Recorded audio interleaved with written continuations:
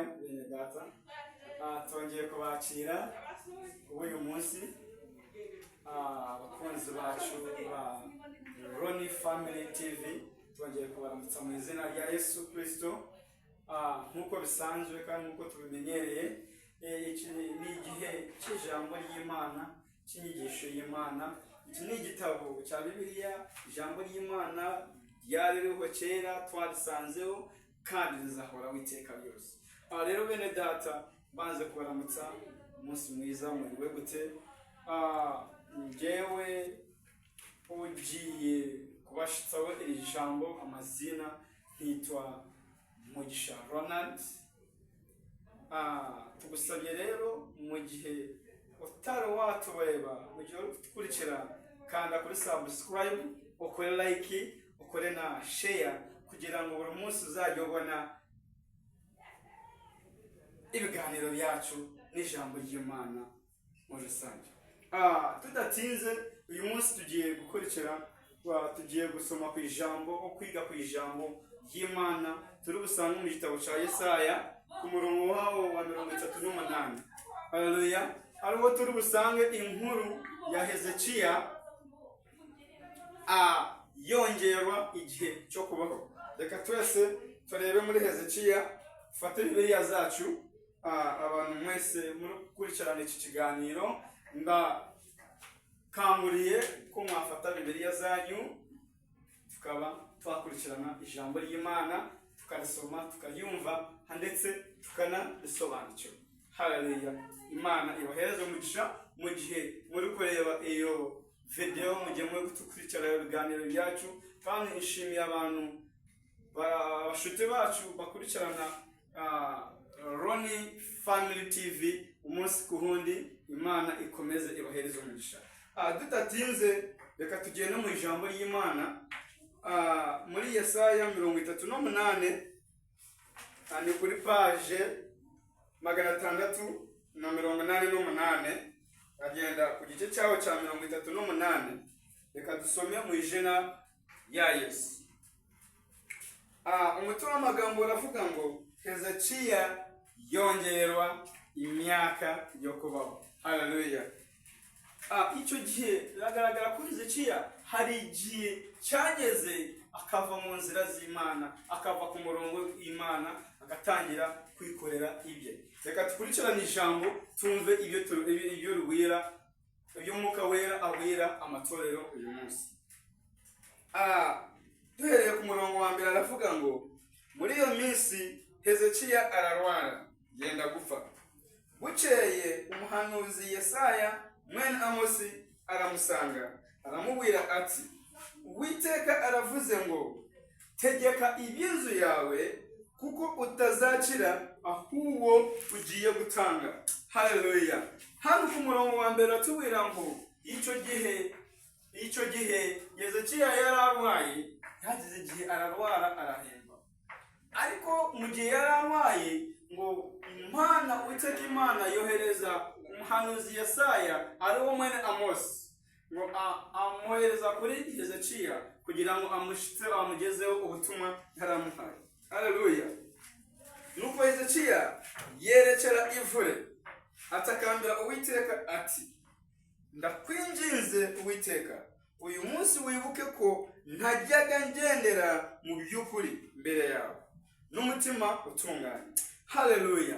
Hano ijambo ratubwira ngo Hezekiya amaze kumva, amaze kwakira ubu butumwa yahawe n'umuhanuzi Yesaya, ari wo mwene Amosi, buvuye ku Uwiteka Imana yacu. Icyo gihe icyo yakoze ni iki? Yatekereje cyane kuba ububabare yari afite, yicisha bugufiya. Haleluya.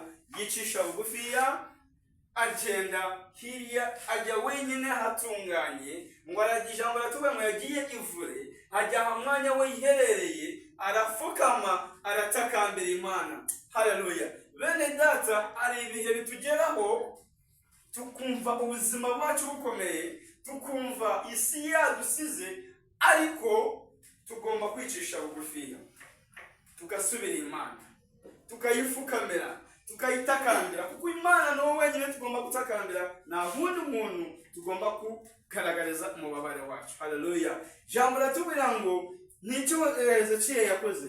Niyagiye kwimanika, niyiyebye, niyakoze ki? Icyo yakoze ni kimwe, yaciye bugufiya, itakambira Imana, ayereka imirimo yose yagiye ayikorera, ayereka uburyo yagiye ayitunganira. Haleluya. Bene data, uyu munsi mbashishikarije ko tujya dukora imirimo y'Imana, tugakorera Imana imirimo yayo itunganye, kugira ngo nitugera mu makuba tugire imirimo twayibutsa mu gihe twari dukoze ki? Mu gihe twari turi kumwe nayo. Haleluya.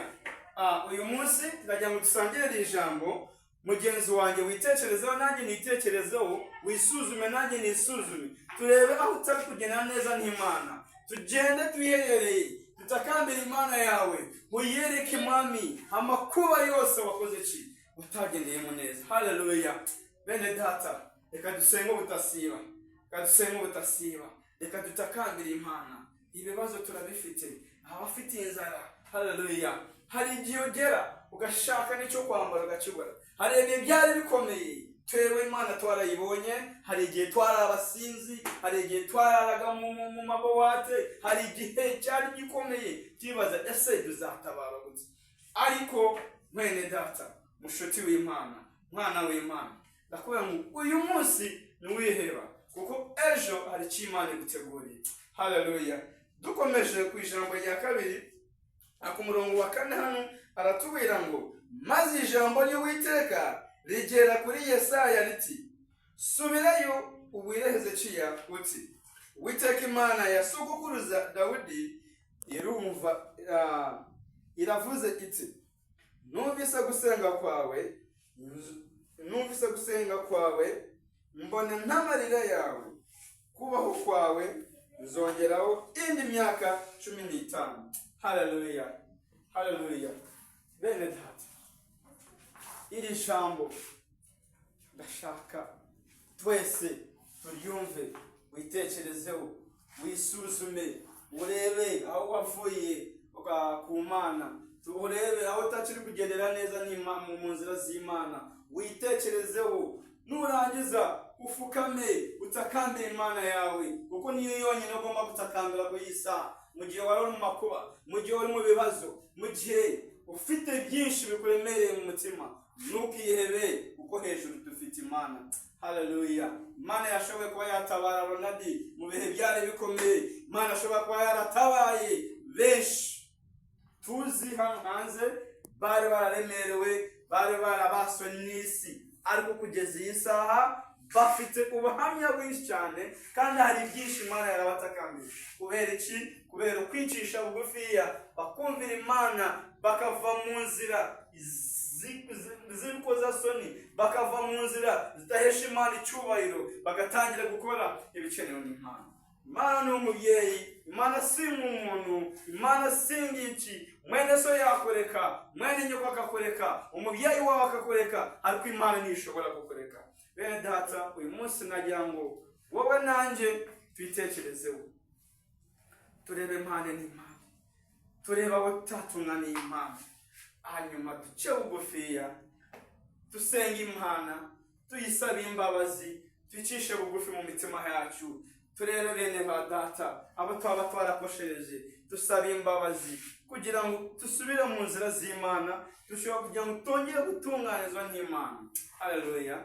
Uyu munsi rero ndabashima cyane aho kugira ngo mwakurikiye Ronnie Family TV, kandi turabasaba kugira ngo mujye mukora subscribe, mukore like na share kuri bagenzi banyu, ku nshuti zanyu, ku miryango yanyu, kugira ngo buri wese ajye yumva ubutumwa bwacu.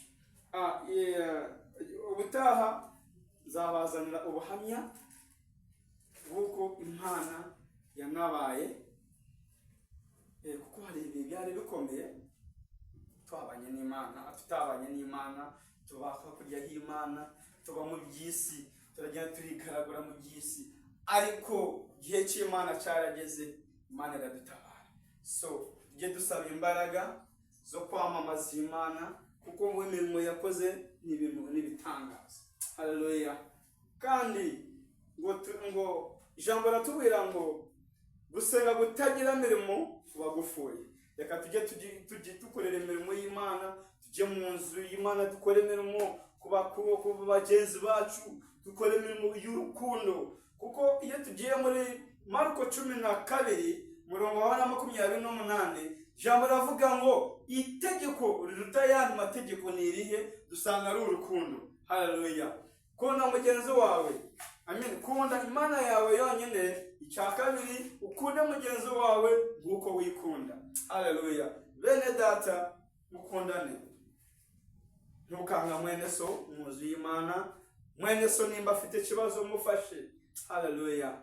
So ikindi gihe zabazanira ubuhamya bwanjye kugira ngo buri wese yumve ko Imana itabara kandi Imana twarindiye. Haleluya.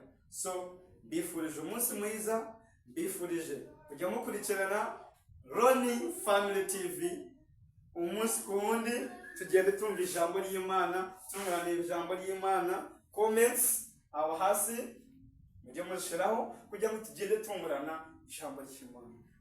Ko bakeneye contacts zanjye ni